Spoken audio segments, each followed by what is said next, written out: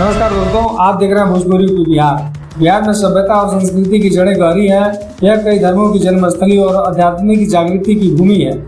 इसलिए महान तीर्थयात्रियों को यहाँ इतिहास का खजाना मिला है। सूबे के डिप्टी सीएम तेजस्वी यादव ने जापान में पर्यटकों को बिहार आमंत्रित करते हुए बातें कही हैं। जापान के टोक्यो में जाटा की ओर से आयोजित अंतर्राष्ट्रीय ट्रेवल शो उन्होंने गुरुवार को इनक्रेडिबल इंडिया और बिहार पवेलियन की संयुक्त रूप से शुरुआत की। उन्होंने कहा कि बिहार की संस्कृति से रूबरू होने की चाह रखने वाले दुनिया भर के पर्यटकों का बिहार में स्वागत है। इस मौके पर उन्होंने बिहार में बौद्ध सर्किट से जुड़े पर्यटन स्थलों की जानकारी भी दी है।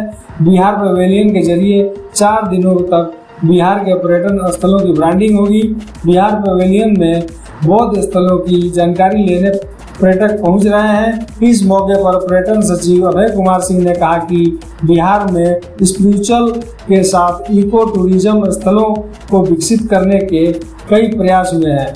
हमने न केवल धार्मिक पर्यटन स्थलों का और पर्यटकीय सुविधाओं का विस्तार किया है। पर्यटन विकास निगम के प्रबंधन निदेशक नंद किशोर और पर्यटक सूचना अधिकारी केसरी कुमार भी मौजूद रहे।